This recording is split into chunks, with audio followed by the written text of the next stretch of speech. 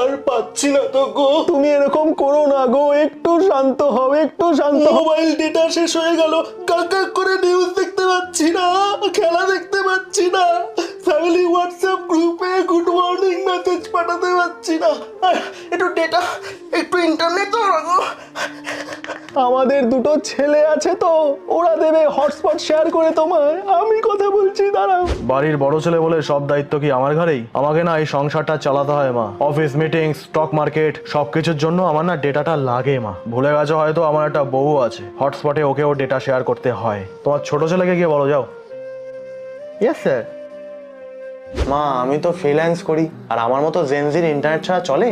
আর আমার তো বউও নেই, রাত জেগে জেগে মেয়েদের সাথে ভিডিও কলে কথা বলতে হয়, গেম খেলতে হয়। আমার তো আরো ডেটার প্রয়োজন। 500 টাকা দাও তো। ওগো, আমাদের ছেলে দুটো যে